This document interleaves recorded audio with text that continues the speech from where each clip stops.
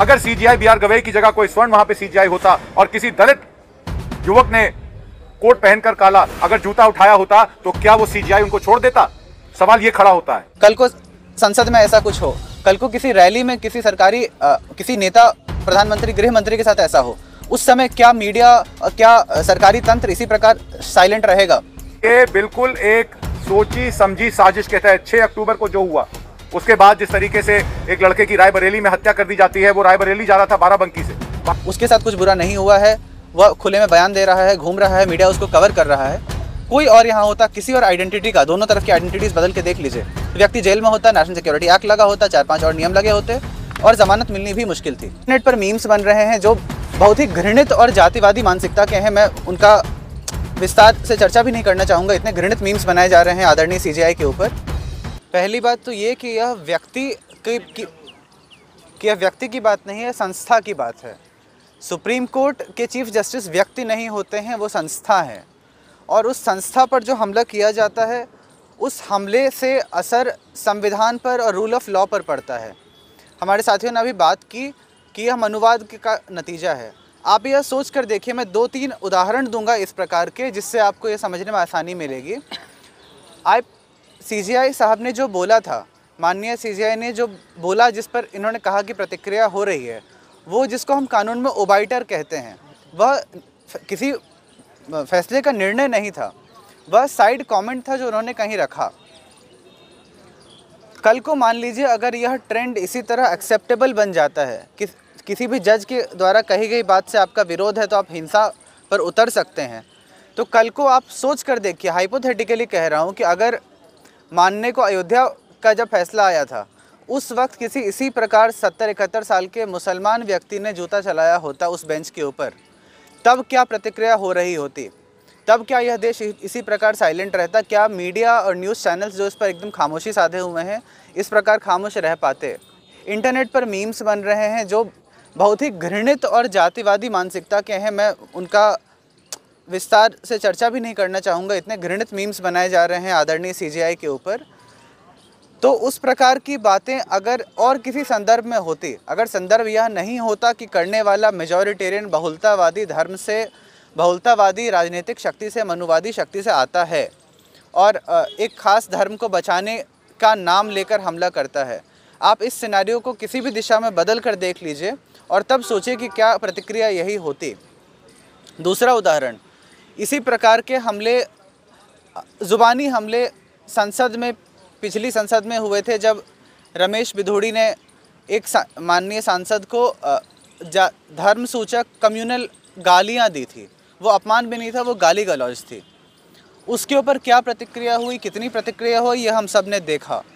तो हम जब संस्थाओं को, वो संसद हो, वो अदालत हो, वो राष्ट्रपति हो, जो संवैधानिक संस्थाएं हैं, उनको जब हम इस प्रकार सड़क से लुढ़कने देते हैं, ढलान के नीचे जाने देते हैं, तो वो स्लिपरी स्लोप है, उसका कोई अंत नहीं है कि कल को यह बात कहाँ जाकर रुकेगी। अगर हर व्यक्ति को सामने वाले की बात पसंद ना आती हो और उसके लिए वो जूता चप्पल करना शुरू कर दे, वो हमला करना शुरू कर दे, हिंसा करना शुरू कर दे, तो रूल ऑफ लॉ का वही अंत हो जाता है। उसके बाद हम बनाना रिपब्लिक बन जाते हैं, जो हम नहीं बनना चाह रहे हैं। हमारा संविधान बाबा साहब का लिखा हुआ संविधान है, जिसके ऊपर बहुत लंबी चर्चा संविधान सभा में हुई थी कि किस संवैधानिक संस्था के पास क्या शक्तियाँ हैं, किसके ऊपर कैसा चेक एंड बैलेंस होगा और किस बात से नाराज़गी होने पर उस नाराज़गी से निपटने का क्या तरीका है। साथी ने कहा अखबार में लिख सकते थे, बिल्कुल अखबार में लिख सकते थे, मीडिया में बयान दे सकते थे, किताबें लिख सकते थे, लेकिन जो घृणित कृत्य वहाँ पर किया गया, सिम्बॉलिकली वो शायद बहुत बड़ा है, वो खुद में बहुत बड़ी चीज़ भले ना हो। सीजीआई साहब ने अपना ग्रेस दिखाते हुए उस मामले को माफ़ कर दिया, वहीं पर रफा दफा कर दिया, लेकिन इसका सिंबॉलिक मैसेज बहुत दूर तक जाता है। और दिक्कत उससे है, मनुवाद जिस प्रकार सिंबल्स में ऑपरेट करता है कि उनका इशारा जहाँ जहाँ तक जाता है, हमें उससे लड़ने की ज़रूरत है। कल को संसद में ऐसा कुछ हो, कल को किसी रैली में किसी सरकारी किसी नेता, प्रधानमंत्री, गृह मंत्री के साथ ऐसा हो, उस समय क्या मीडिया, क्या सरकारी तंत्र इसी प्रकार साइलेंट रहेगा? भले ही वो नेता, भले ही वो सांसद, वो मंत्री कहे कि हम क्षमा कर देते हैं, क्या वो क्षमा को माना जाएगा? इतनी शांति यहाँ तभी हो पा रही है जब करने वाला जो ऑफेंडर है, अक्यूज्ड है, उसने ओपन कोर्ट में, लाइव कोर्ट में, जो कोर्ट नंबर 1 टेलीकास्ट होता है, वीडियो रिकॉर्डिंग होती है लाइव, उसकी लाइव स्ट्रीम होता है, वहाँ पर उसकी इतनी हिम्मत होती है कि वो इस प्रकार का हमला कर सकता है। तो यह इम्प्यूनिटी दिखाता है, यह निर्भयता दिखाता है कि हमारे साथ कुछ बुरा नहीं होगा, और वो हमें दिख रहा है। उसके साथ कुछ बुरा नहीं हुआ है, वह खुले में बयान दे रहा है, घूम रहा है, मीडिया उसको कवर कर रहा है। कोई और यहाँ होता, किसी और आइडेंटिटी का, दोनों तरफ की आइडेंटिटीज़ बदल के देख लीजिए, व्यक्ति जेल में होता, नेशनल सिक्योरिटी एक्ट लगा होता, 4-5 और नियम लगे होते, और ज़मानत मिलनी भी मुश्किल थी। तो यह जो हमें भेद दिखता है दोनों प्रकार की कार्रवाइयों में, इसमें मनुवाद है, इसमें ब्राह्मणवाद है, इसमें मेजॉरिटेरियनिज्म है, और उसका हम आइलाज की तरफ से सख्त विरोध करते हैं। जिस तरह से विरोध होना चाहिए, जिस तरह से मतलब सड़कों पे उतरना चाहिए, कुछ प्रतिक्रिया वैसी दिख भी नहीं रही है। नहीं दिख रही है क्योंकि सरकारी तंत्र उसके खिलाफ खामोश है। मुझे यह भी नहीं पता है कि यह समाचार अभी तक कितने लोगों तक पहुंचा है। मीडिया में ऐसा कुछ और कहीं हुआ होता, किसी दूसरे देश में हुआ होता, तो मीडिया प्राइम टाइम डिबेट्स कर रहा होता, 9 बजे रात को 4 एंकर चिल्ला रहे होते इसके ऊपर। जिस प्रकार इसमें खामोशी इख्तियार की गई है, समस्या वो है। सड़कों पर आवाज़ तब उठेगी जब सड़कों से घरों तक आवाज़ जाएगी। वह आवाज़ भी दबा दी जा रही है, इसको ब्रश अंडर द कारपेट कर दिया जा रहा है, क्योंकि सपोजिटली यह इम्पॉर्टेंट नहीं था, सपोजिटली यह उतना शर्मनाक नहीं था जैसा और चीज़ें हो जाती। हम वही कह रहे हैं कि यह बहुत शर्मनाक घटना है, इसका सिंबॉलिक वैल्यू बहुत ख़राब है, बहुत डिस्ट्रेसिंग है, और इंस्टीट्यूशनल अटैक है। यह व्यक्ति पर अटैक नहीं है, यह संस्था पर अटैक है। पे सीजीआई बी.आर. गवई की रिटायरमेंट नज़दीक है, 1 महीने बाद वो रिटायर हो रहे हैं। अगला जो चीफ जस्टिस आएगा वो किस तरीके के फैसले करेगा, इस पर भी सवाल खड़े हो जाते हैं। जस्टिस गवई को जब काम करने नहीं दिया जा रहा है तो और किसी को काम कैसे करने दिया जाएगा।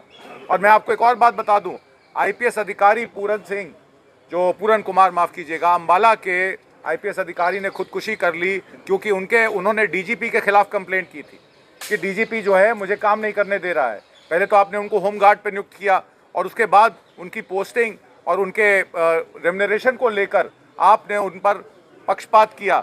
और जब उन्होंने कंप्लेंट की एसपी सिटी को अम्बाला में, तो वहाँ से होम मिनिस्ट्री को चिट्ठी जाती है, कोई कार्रवाई नहीं होती, और उसके बाद शुभ होकर वो इंसान जो है वो आत्महत्या कर लेता है। जब इस देश का आईपीएस अधिकारी जो एक स्पेसिफिक समाज से आता है उसके साथ ये प्रॉब्लम हो रही है, सीजीआई गवाही पर जिस तरीके का अटैक होता है, तो आप समझ लीजिए कि हमारी और आपकी गिनती क्या है।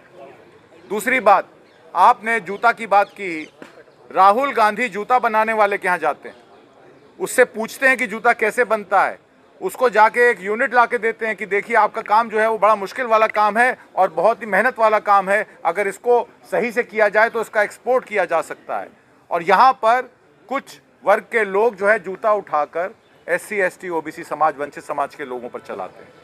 तो आप समझ लीजिए कि उनकी मानसिकता क्या है, उनके पीछे का वो क्या है। और मैं आपको एक और बात बता दूं, ये बिल्कुल एक सोची समझी साजिश के तहत 6 अक्टूबर को जो हुआ, उसके बाद जिस तरीके से एक लड़के की रायबरेली में हत्या कर दी जाती है, वो रायबरेली जा रहा था बाराबंकी से, बाराबंकी में भी कांग्रेस पार्टी का MP है और रायबरेली में राहुल गांधी MP है, तो उसी क्षेत्र में ये क्यों हो रहा है? इसका मतलब ये है कि जो बिहार इलेक्शन पर SC ST OBC एकजुट हो रहे हैं, केंद्र सरकार और बीजेपी सरकार के खिलाफ हो रहे हैं, नीतीश कुमार सरकार के खिलाफ हो रहे हैं, उनको डराने धमकाने के लिए। और हिंदू कोड बिल की आपने बात की, हिंदू कोड बिल में महिलाओं के लिए क्या है? Doctor B.R. अम्बेडकर को आप पढ़ें, 48 में 49 में उन्होंने कहा हिंदू कोड बिल महिला विरोधी है। महिलाओं के खिलाफ भी ये सरकार है। ये सिर्फ एक वर्ग के खिलाफ नहीं है, ये जेंडर के खिलाफ भी है, ये जात के खिलाफ भी है। ये कोई भी काम जो है वो नहीं करने देना चाहती, क्योंकि वो सोचती है कि सब लोग जो है अपना अलग अलग है।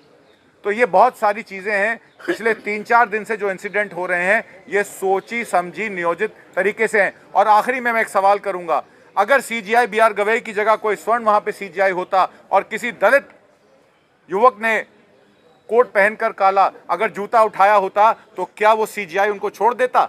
सवाल ये खड़ा होता है। तो सब हमसे किसानों के साथ जो हुआ, कमेरों के साथ जो हुआ, मजदूरों के साथ जो हुआ, आज वंचित समाज के लोगों के साथ हो रहा है, तो ये सवाल खड़ा हो जाता है कि हम ही से क्यों बलि मांगी जाती है, हम ही को क्यों अपनी देशभक्ति बताने में जो है वो कहा जाता है कि आप प्रूव करिए कि आप देशभक्त हैं। क्या उन लोगों का कोई दारोमदार नहीं बनता अपनी देशभक्ति दिखाने का?